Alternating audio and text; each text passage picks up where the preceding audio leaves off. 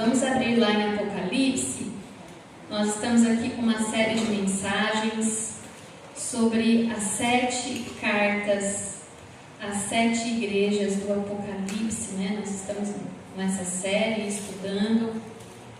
Apocalipse é o último livro da Bíblia, facinho de achar. Apocalipse 2, capítulo 2.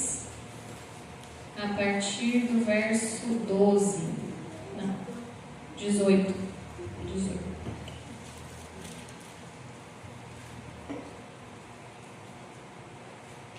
Aleluia, Jesus. Apocalipse 2, a partir do verso 18.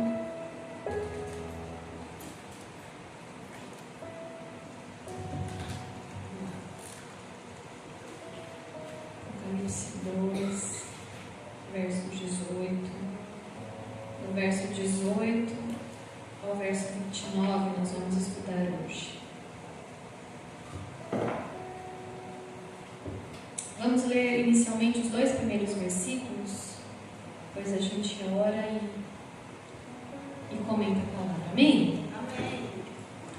Diz assim o verso 18 do capítulo 2 de Apocalipse: Ao anjo da igreja em Tiatira escreva: Estas coisas diz o Filho de Deus, que tem os olhos como chama de fogo e os pés semelhantes ao bronze polido. Conheço as obras que você realiza, o seu amor, a sua fé, o seu serviço, a sua perseverança e as suas últimas obras, mais numerosas do que as primeiras.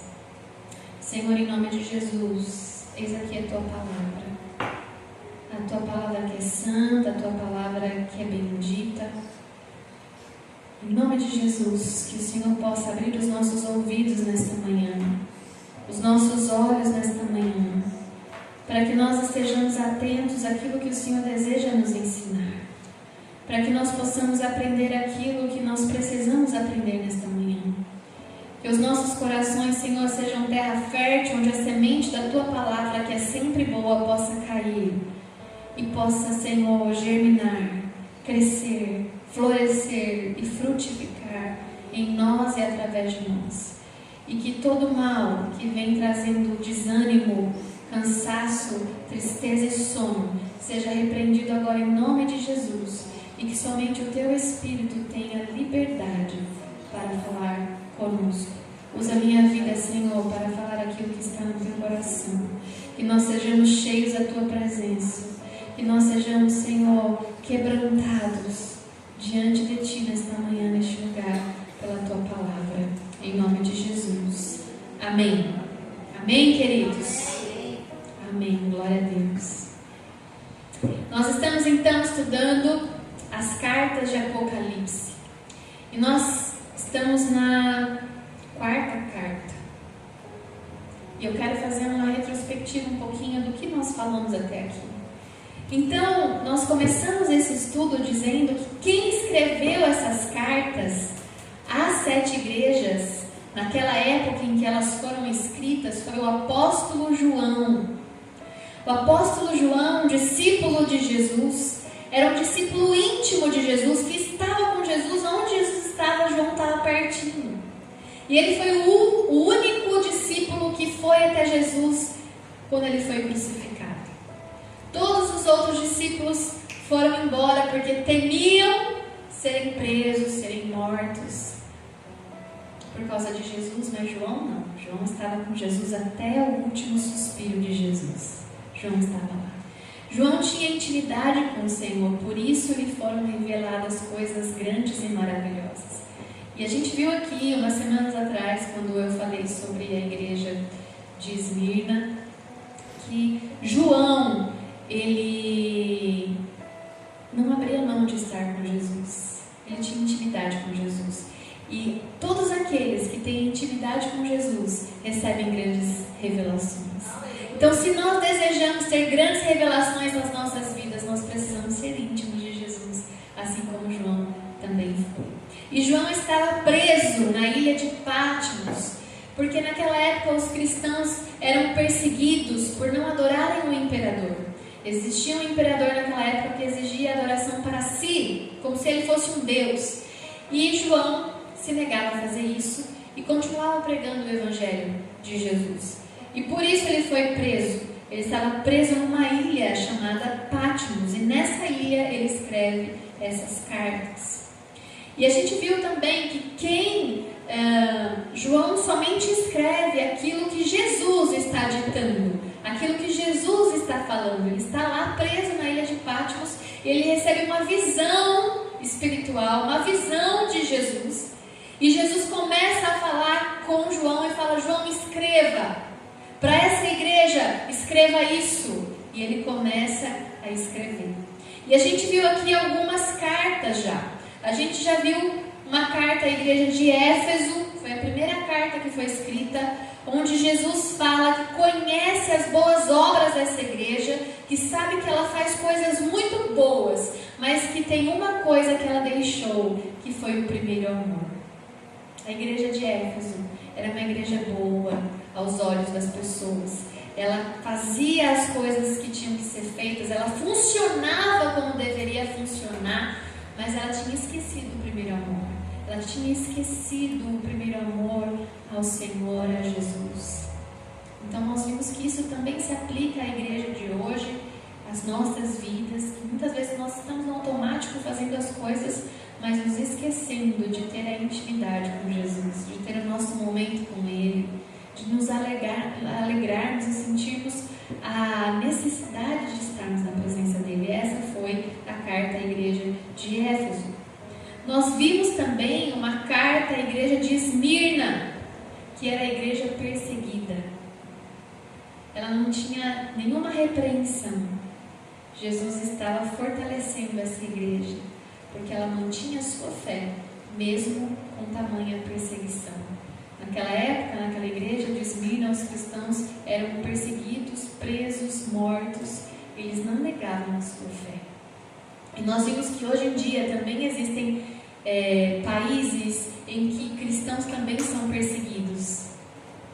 E muitos deles, a maioria deles, não nega a sua fé e morrem por causa de Jesus. E nós temos no nosso país uma liberdade de carregar a palavra de Deus onde nós formos, de cultuarmos ao Senhor em comunhão, e muitas vezes nós não damos valor a isso.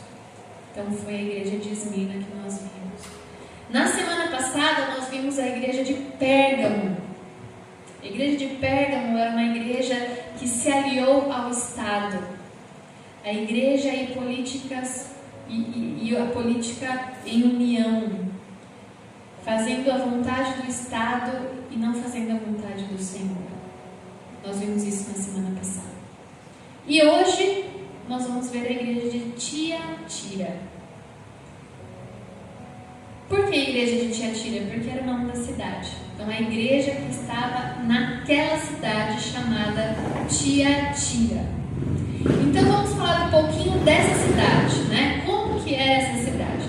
Era uma cidade pequena na região da Turquia. Onde hoje é a Turquia, era uma cidade da Turquia chamada Tiatira. Era uma cidade pequena, mas muito importante comercialmente. Lá eles tinham as seguintes atividades: tecelagem, eles trabalhavam o bronze, tinha tinturaria, cerâmica, lã e couro. Era uma cidade muito comercial, muito importante naquela região por causa do comércio. E por causa desse comércio existiam associações comerciais, associação de trabalhadores, associação de lojistas, né? Como a gente vê hoje aqui na nossa cidade, nas regiões, uma associação dos comerciantes. E essas associações, elas tinham como base fazer festas, e festas regadas à idolatria e imoralidades sexuais. Então, os comerciantes, de certa forma, eles precisavam se associar, estarem associados a essa associação comercial para poder fomentar o seu negócio, né? Para poder estar em evidência. E essa informação vai ser importante para nós, para a gente poder entender o resto do texto. Então existia uma cidade comercial, que existiam então essas associações comerciais, e as pessoas que tinham um comércio precisavam estar associados a essa associação para poder fomentar o seu negócio, né? Para que a sua lojinha lá pudesse continuar aberta. Mas era um lugar, essa associação era um lugar de imoralidade sexual, festas, orgias e idolatrias a outros deuses. E aqui era a questão que estava acontecendo lá em Tiatira. Então vamos lá, no capítulo 2, no verso 18, começa assim: ao anjo da igreja em Tiatira escreva. E a gente já mencionou aqui que esse ao anjo, né, que aparece no começo do versículo, não é o anjo celestial, é o pastor, né? O pastor da igreja é denominado como um anjo, aquele que cuida daquelas ovelhas, daquela cidade, daquela igreja em Tiatira. Então, ao anjo da igreja em Tiatira escreva.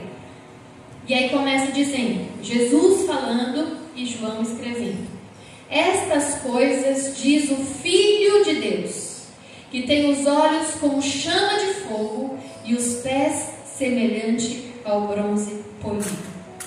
E aqui Jesus está se apresentando como Filho de Deus. E é interessante que ele se apresenta como Filho de Deus para que aquela igreja tenha a certeza de que ele é o Filho de Deus, não aqueles ídolos que estão sendo idolatrados naquela cidade. Então ele se intitula como Filho de Deus. E ele ainda vai além, ele diz assim: o Filho de Deus, aquele que tem os olhos como chama de fogo. Então você imagina Jesus com os olhos de chamas de fogo. E quando a palavra de Deus fala sobre olhos com chamas de fogo, ela quer dizer que aqueles olhos, eles veem todas as coisas. E Jesus estava dizendo: eu sou o Filho de Deus, que vejo todas as coisas que vocês estão fazendo. Ele é o Deus que vê. Ele conhece as obras. Ele sabe tudo o que você faz. Ele sabe e conhece as intenções do seu coração. Ele conhecia as obras daquela igreja. Ele via o que estava acontecendo, tanto as coisas boas como as coisas ruins. E Jesus também olha para a nossa igreja hoje, para nós como igreja, como indivíduos, e Ele também nos olha com olhos de fogo. Ele também nos vê. Ele também vê as obras boas que nós fazemos e também vê as obras más que nós realizamos, porque Ele não enxerga só aquilo que a gente faz, mas aquilo que a gente sente. Ele enxerga as intenções do nosso coração. E aí diz assim, continua, né, no versículo 19 assim: conheço as obras que você realiza. Em algumas versões está assim: sei de tudo que você faz. Então, conheço as obras que você realiza, ou sei de tudo aquilo que você faz. E aí ele começa a elogiar essa igreja.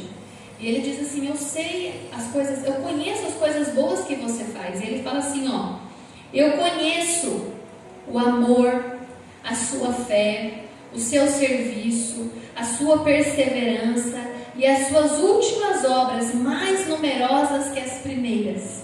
Então Jesus está elogiando essa igreja, porque essa igreja está praticando o amor, ela tem fé, ela tem serviço, ela persevera e ela tem obras maiores do que as primeiras obras. Ela estava maior do que quando ela começou, ela cresceu por causa de todas essas qualidades que vieram antes, né? O amor, a fé, a perseverança, o serviço, né? O servir. Então Jesus está dizendo: eu conheço vocês, eu sei que vocês fazem isso.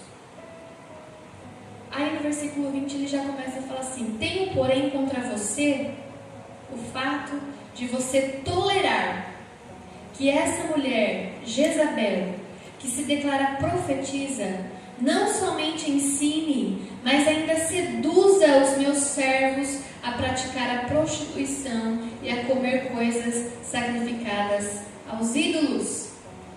Então ele fala assim: olha, eu conheço as suas boas obras.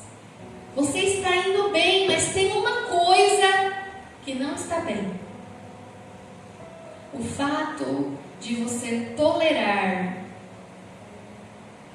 que esse espírito de Jezabel atue na igreja, seduzindo os meus servos, os meus filhos, a se prostituírem e a comerem coisas consagradas aos ídolos. Existia uma repreensão, existia algo aqui que aquela igreja estava fazendo que não estava agradando o coração de Jesus, embora ela estivesse funcionando. Então muitas vezes nós vemos igrejas grandes funcionando, mas pode ser que ela não esteja no centro da vontade de Deus, ela está apenas funcionando, mas ela está tolerando certas coisas. Isso não diz respeito só a igrejas na coletividade, isso diz respeito a nós, porque nós somos casa espiritual, nós somos também igreja, nós somos igreja individual, além de sermos igreja coletiva. E aqui o que Jesus está denunciando é a tolerância.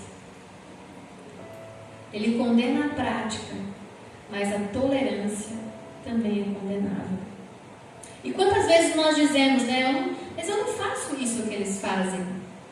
Mas você tolera? Você não denuncia o erro? Não aponta o pecado? Não fala para a pessoa: ei, isso está errado? O nosso silêncio é cumplicidade. E é isso que nós vamos aprender aqui. E é isso que Jesus vai nos ensinar aqui. O problema daquela igreja era a tolerância. E aí você me pergunta: pastora Lívia, quem é essa tal de Jezabel? Está aqui, né?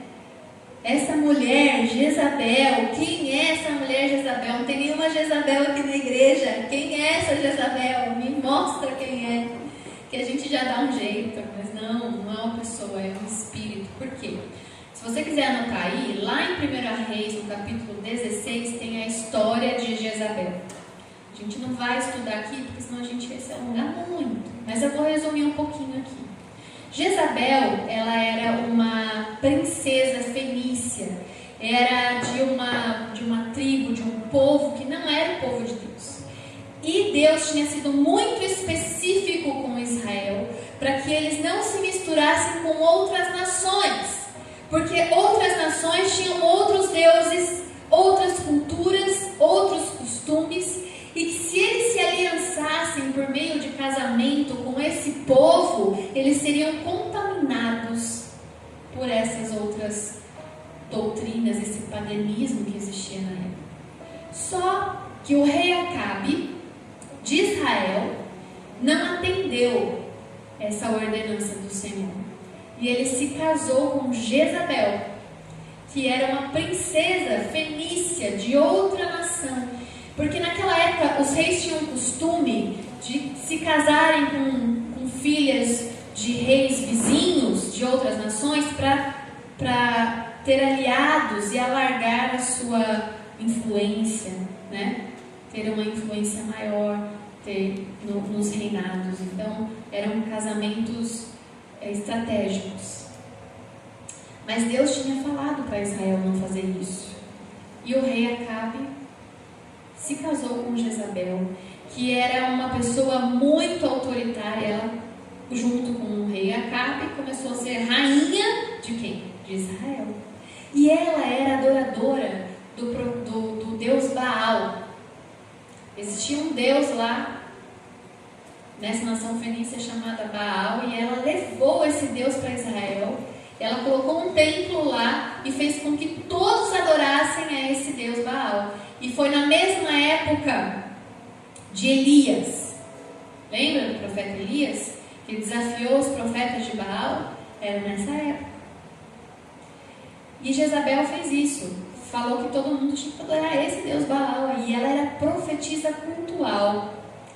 Era tanta imoralidade sexual que a profetisa cultual, ela se prostituía com os sacerdotes de Baal no templo. Essa era Jezabel. Olha com quem Acabe se casou. Ela era prostituta cultual, ela estabeleceu adoração a outros deuses e ela também era responsável pela imoralidade sexual.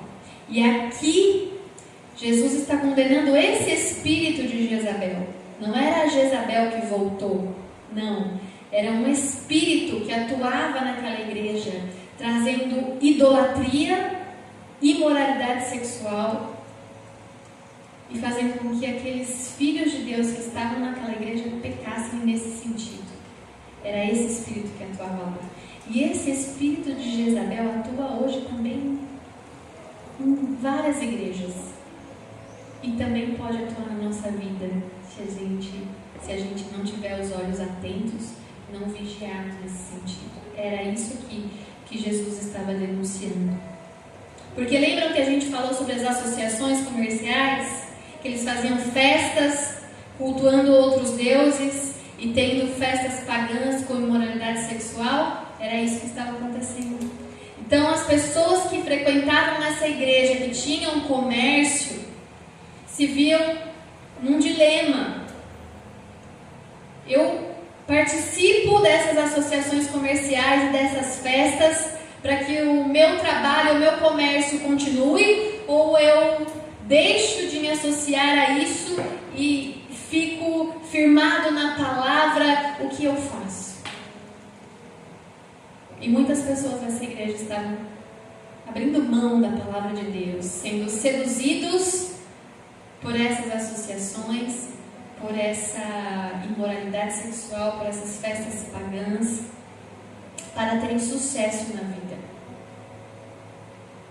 E a gente leu aqui, né, capítulo 127 de Salmo no começo, que em vão é o nosso trabalho, se o Senhor não nos sustentar. Em vão era o trabalho daqueles comerciantes, se eles estavam fazendo aquilo que não agradava o coração de Deus, que era contra a palavra de Deus. Era isso que estava acontecendo ali. E hoje, isso também acontece. Muitas igrejas pregam um evangelho light, né, de que tudo pode. Tudo pode. A gente aceitou Jesus, Jesus foi para a liberdade, que Jesus nos libertou. Usa versículos bíblicos para poder respaldar a libertinagem. Liberdade não é a mesma coisa que libertinagem. E a palavra do Senhor diz que eu posso fazer tudo, mas nem tudo me convém. Nem tudo convém a nós. Então nós vemos hoje muitas igrejas e muito evangelho sendo pregado, falando sobre liberdade, sexo antes do casamento. Você pode ir em festas, em shows que você sabe que tem um paganismo lá, que tem uma adoração, uma idolatria, que tem pactos satânicos, e você vai mesmo assim porque você gosta da música. E você ouve isso, você deixa entrar isso na sua casa. Nós vemos idolatria por artistas, atores, atrizes, pessoas famosas, cantores. Carnaval. Daqui a pouco é carnaval, né? Daqui a pouco tem esse feriado. E é a festa da carne. E muitas pessoas falam assim, não, é só alegria, é só diversão. Não é, gente. São espíritos malignos que atuam nessa festa pagã. É uma festa pagã. Como existia festas pagãs naquela época aqui na igreja de Tiatira, hoje existe aqui na nossa comunidade, na nossa vida. Existe hoje. Ah, mas é bonito, né? Aqueles adereços, aquelas decorações, Nossa! Não é, gente. Não é. É pagã. São demônios. E até viralizou ano passado vários vídeos que eles incorporam espíritos malignos enquanto eles estão dançando na passarela lá do samba. É uma coisa terrível de ver. E a gente liga a televisão e deixa lá e está entrando na nossa casa. Nós estamos tolerando, como a igreja de Tiatira também estava tolerando. E Jesus está denunciando aqui a falta de posicionamento. Eu preciso me posicionar na palavra, mesmo que para isso eu perca alguns amigos e até alguns familiares. Porque quando a gente se posiciona na palavra de Deus, a gente fala assim: na minha casa não entra, na minha casa não faz.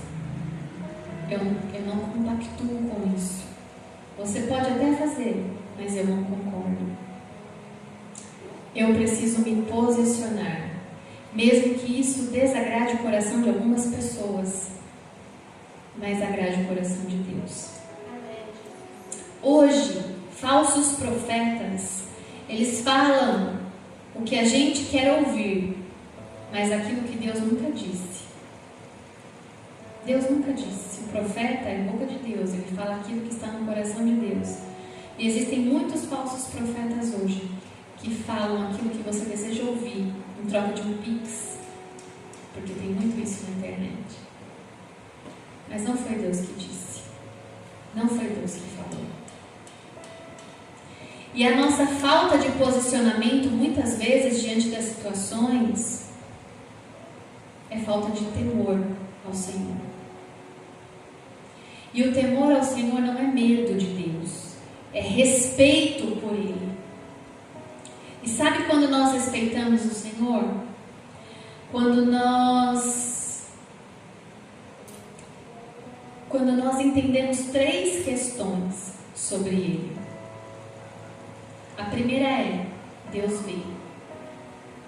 Quando a gente sabe que Deus vê, ninguém está vendo o troco que você recebeu a mais e não devolveu, mas Deus vê.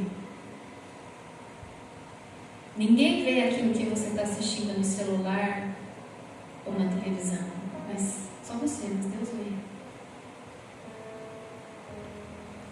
Ninguém vê aquilo que você está pensando de pessoa, de outra pessoa, mas Deus vê. Ninguém está vendo a maledicência, que é a fofoca, falar mal de outras pessoas, mas Deus vê. Então a primeira coisa para que a gente tenha temor é entender que Deus vê. A segunda coisa é que Ele se importa com aquilo que Ele vê.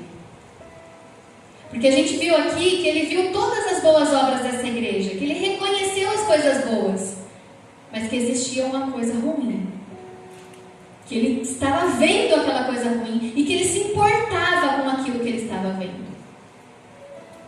E a terceira coisa que nos faz ter temor ao Senhor é saber que Deus responderá ao que viu.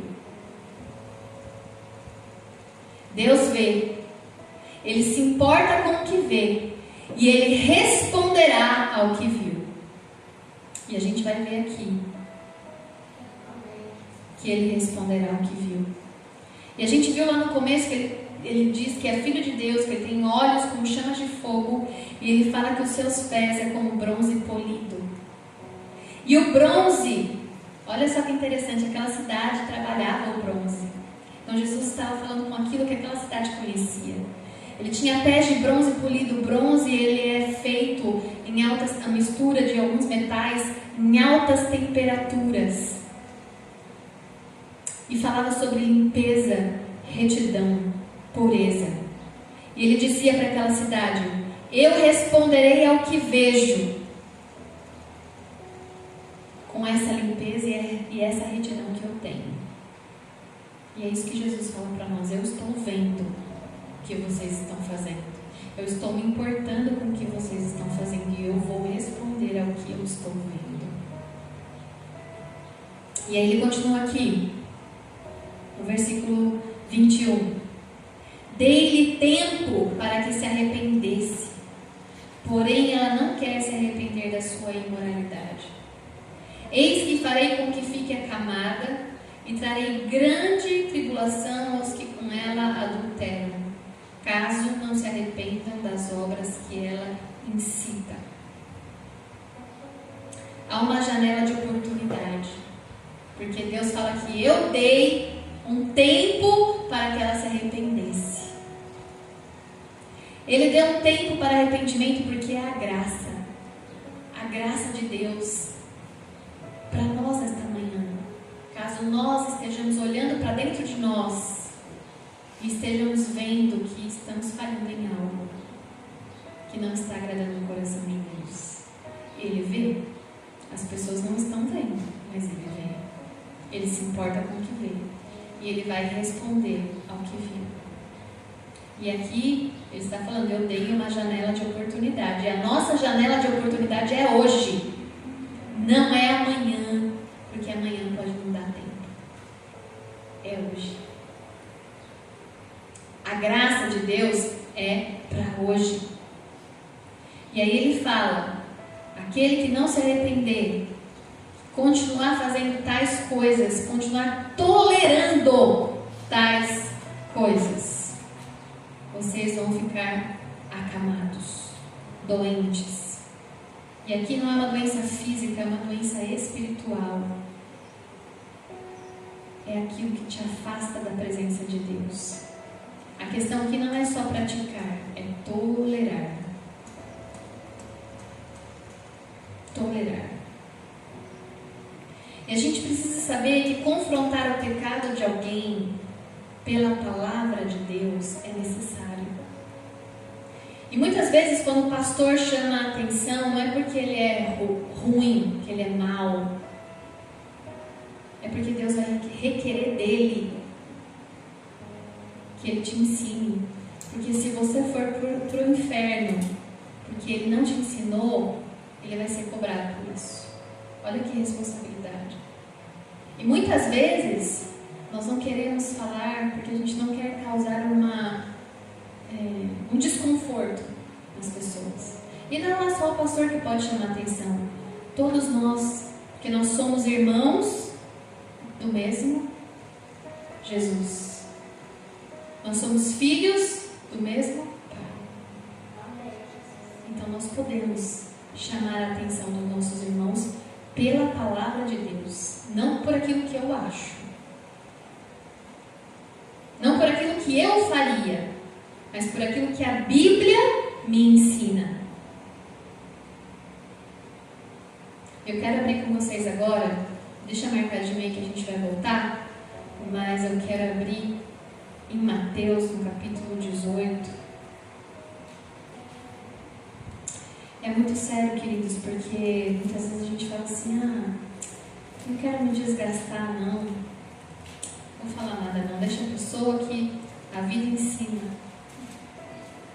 A vida ensina, alguém fala, deixa. Não condenar o pecado de alguém é ser cúmplice desse pecado.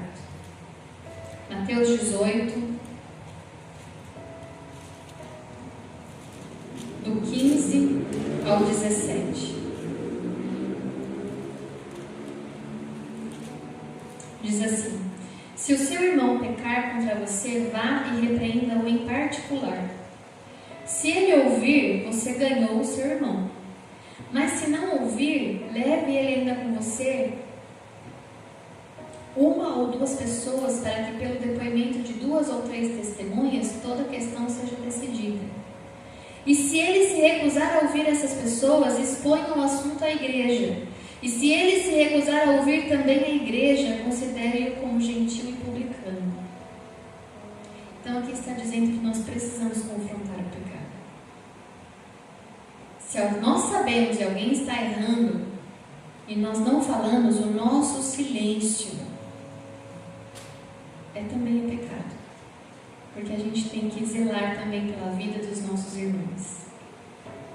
Porque nós conhecemos, quando nós conhecemos, nós confrontamos pela palavra, nós precisamos falar sobre isso para os nossos irmãos. Deixa anotado aí em 1 Timóteo 5:22, na parte B do versículo, está dizendo assim: não seja cúmplice do pecado dos outros. A tolerância ao pecado dos outros também é pecado. Você alerta a pessoa. Se a pessoa não quer mudar, você já fez a sua parte. Você não é obrigado a ficar falando até a pessoa mudar, entende? Você fala uma vez, a pessoa não deu ouvidos, não fale mais. A sua parte você fez. E muitas pessoas dizem assim: o silêncio é a melhor resposta. Não, o silêncio não é a melhor resposta. você precisa falar. Se nós conhecemos, nós precisamos alertar a pessoa. E muitas vezes nós falamos assim, não vou falar nada não, o Espírito Santo vai convencer. Está errado. Primeiro a gente fala, depois o Espírito Santo convence. Primeiro a gente alerta, depois o Espírito Santo convence. Ele não vai convencer alguém que não sabe que está errado. Nós precisamos alertar. E Deus está falando conosco nesta manhã. Como nós estamos, o que nós temos tolerado. 2 João, lá pertinho de Apocalipse. 2 João, capítulo 1. Só tem um capítulo também, né? 2 João.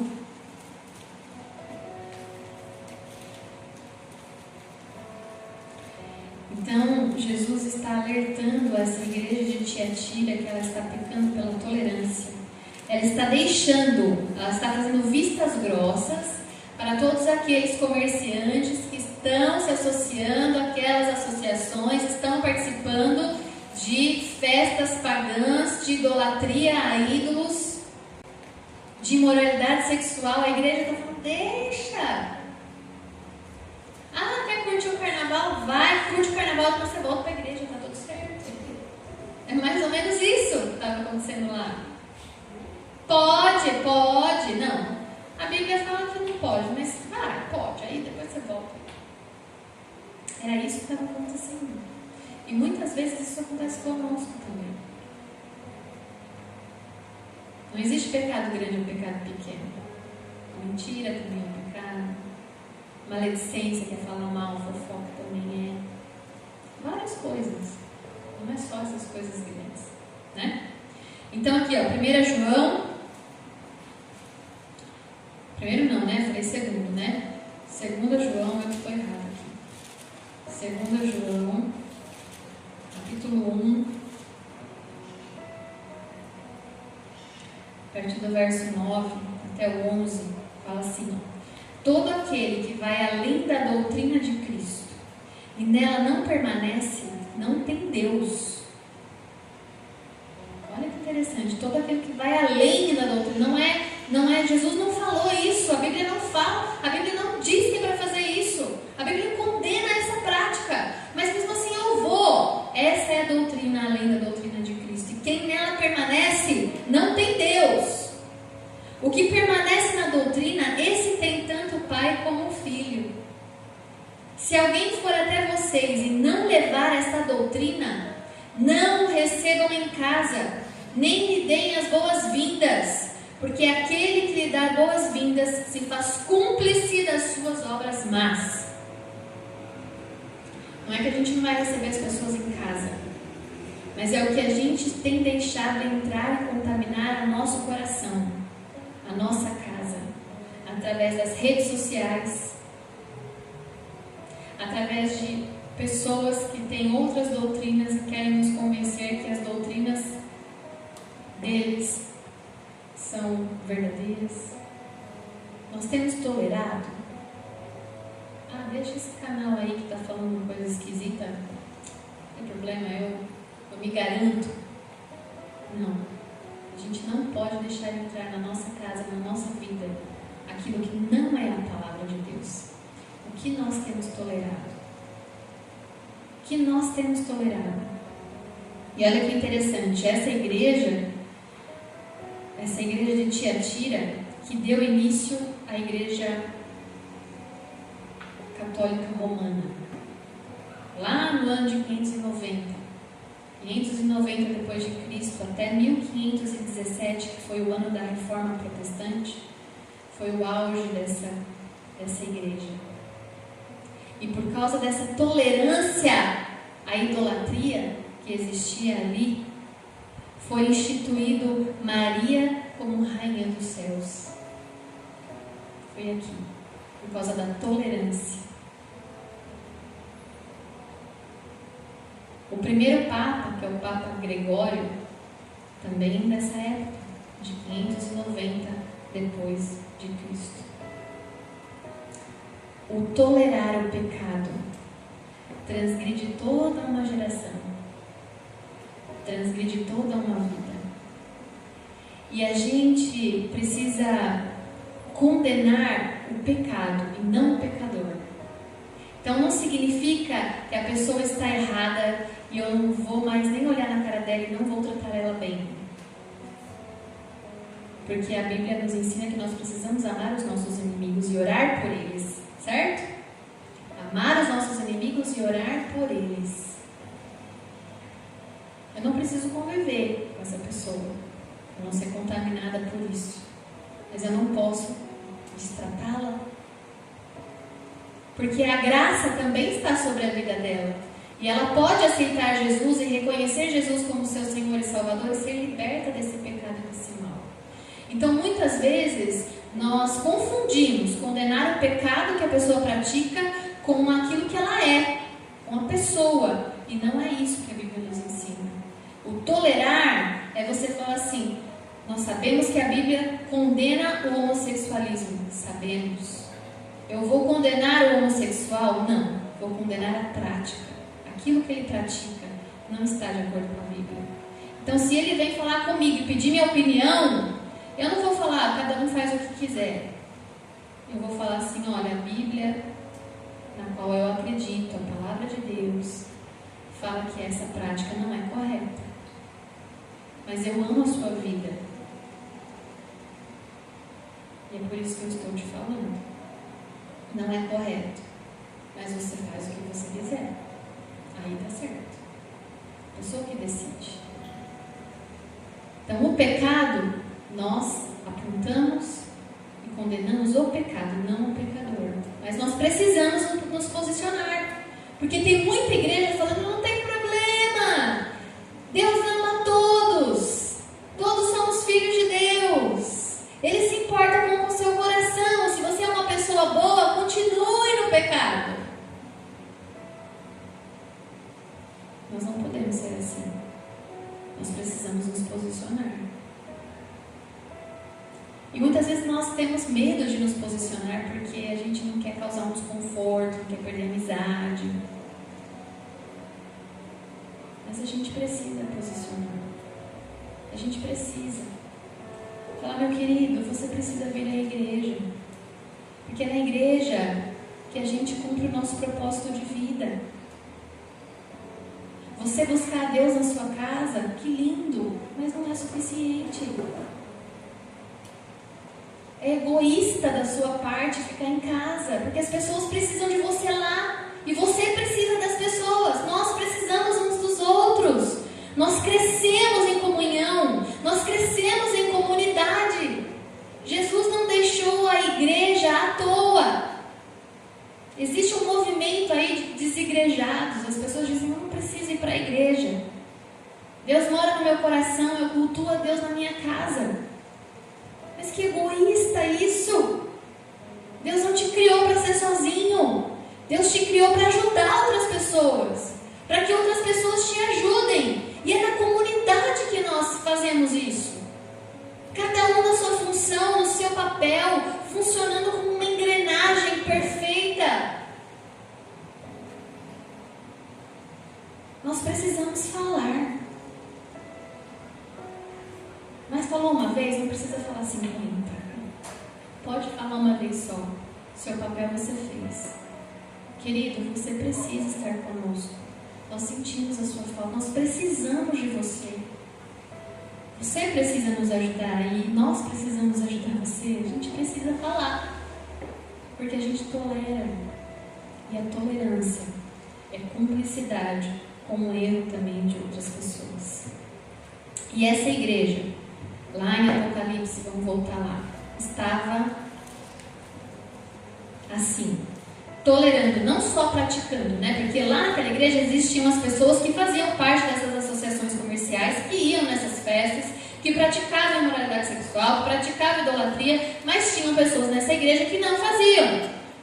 Só que não faziam e toleravam quem fazia. A liderança também fazia vista grossa. Tudo bem. Não está tudo bem.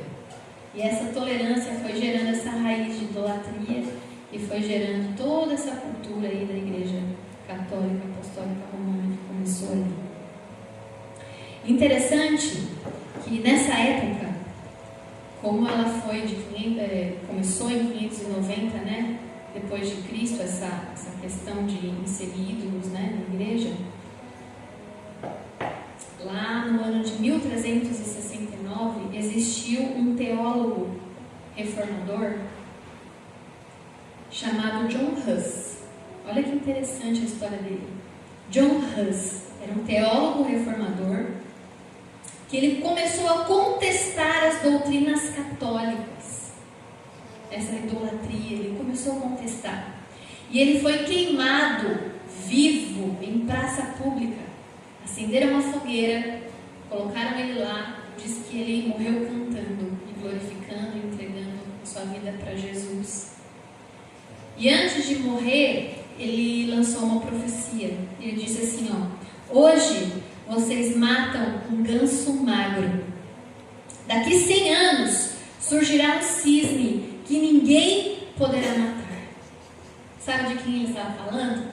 Martinho Lutero, que 102 anos depois protestou e foi o responsável pela reforma protestante e por estarmos aqui com a palavra do Senhor. Esse John Huss se posicionou, ele não tolerou, ele pagou com a vida, mas ele não tolerou. E o nosso papel também é não tolerar o pecado, seja dentro de casa, seja na igreja, seja em que lugar for, que nós estamos tolerando. Nós precisamos nos posicionar. Isso diz respeito a nós, fazer uma reflexão nossa interior do que nós estamos fazendo de errado, que não está agradando o coração de Deus, e aquilo que nós estamos vendo, as pessoas fazendo de errado, que também não está agradando o coração de Deus, e nós estamos tolerando. Então nós estamos tolerando muitas vezes o nosso próprio pecado e o pecado dos outros. E como igreja nós precisamos denunciar e fazer com que as pessoas enxerguem o caminho correto, para o bem da própria pessoa e da igreja, uma coletividade. Amém? Amém. E aí no versículo 24 ele continua, lá em Apocalipse, né, no capítulo 2. Ele continua: digo, porém, aos demais de Tiatira, a todos aqueles que não seguem essa doutrina e que não conheceram, como eles dizem, as coisas profundas de Satanás, não porei outra carga sobre vocês, tão somente conservem o que vocês têm até que eu venha. Então aqui está dizendo, é a prova de que naquela igreja existiam as pessoas que praticavam as coisas ruins, a idolatria, a imoralidade, mas existiam as pessoas que permaneciam firmes. Como em qualquer lugar, como em qualquer igreja, vão existir pessoas que praticam obras más e vão existir pessoas que procuram praticar o bem. E vão existir as pessoas que praticam o bem, mas toleram as pessoas que praticam as coisas más. Quem nós somos na igreja do corpo de Cristo? Quem nós somos?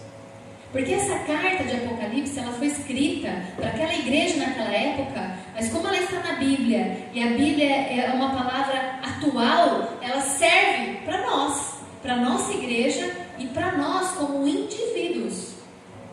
Ela não foi escrita para aqueles que não conhecem Jesus. Elas foram escritas para os filhos de Deus, que pertenciam às igrejas, que pertencem às igrejas. Então não é para aqueles que estão lá fora. Essas recomendações são para nós. Por isso nós estamos estudando aqui. É para cada um de nós. E ele fala aos demais que não estão praticando essas coisas, que não seguem essa doutrina. E olha como eles diziam essa doutrina, que não era a doutrina da palavra de Deus. Doutrina das coisas profundas de Satanás. Olha só como Satanás age. Profundamente, oculto, escondido, mas está ali e a gente está tolerando. E aí Jesus continua: não porei outra carga sobre vocês, tão somente conservem o que vocês têm até que eu venha. Permaneçam posicionados, Jesus está falando, posicionados na palavra, convictos da palavra de Deus. Permaneçam assim até que eu venha. Nós precisamos nos posicionar nessa palavra até que Ele venha. Amém? Amém. Versículo 26. Ao vencedor, que guardar até o fim as minhas obras, eu lhe darei autoridade sobre as nações, e com cetro de ferro as governará e as reduzirá a pedaços como se fossem objetos de barro. Assim como também eu recebi a autoridade de meu Pai, eu lhe darei ainda a estrela da manhã. Quem tem ouvidos, ouça o que o Espírito diz às igrejas. E aqui existe uma recompensa para quem perseverar nessa palavra até o fim, para quem não tolerar o pecado, para quem estiver em retidão e santidade diante de Deus. Ele diz que nós reinaremos com Ele, com o cetro de justiça. E aqui ele está falando sobre o milênio, que o Apocalipse fala, no fim dos tempos, Jesus vem buscar a sua igreja e depois nós vamos reinar com Jesus 1000 anos na terra. E esses cargos de posição, de autoridade, vão ser exercidos aqui, nesse milênio, nas nações que existirão naquela época. E essa vai ser a recompensa de quem permanecer firme na palavra de Deus. Nós reinaremos com Jesus. Nós reinaremos com Jesus. Nós reinaremos com Jesus. Se nós tomarmos a nossa posição e firmarmos a nossa posição, não tolerarmos o pecado nas nossas vidas e não tolerarmos o pecado na nossa casa, nem na nossa igreja, nós precisamos manter o nosso posicionamento. Nós precisamos manter o nosso posicionamento. E interessante que ele fala assim: quem tem ouvidos ouça o que o Espírito diz às igrejas. Ele fala isso no final. Nas outras cartas, se você ver, nas outras cartas, ele fala isso antes, acho que nas primeiras cartas.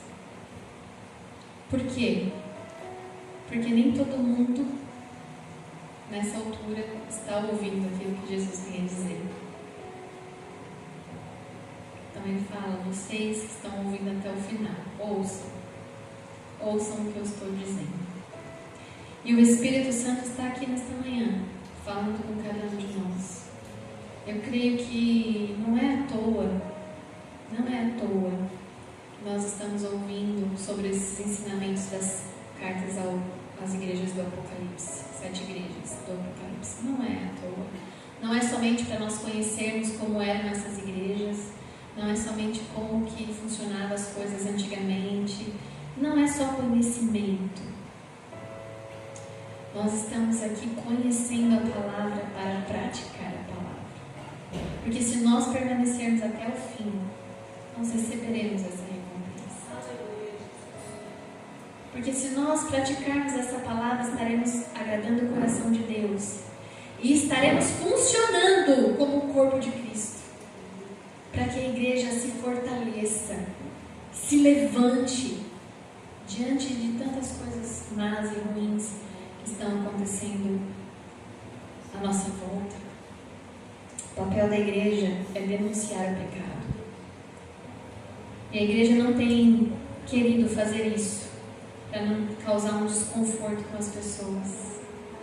E não confrontando o pecado, a igreja está se enfraquecendo.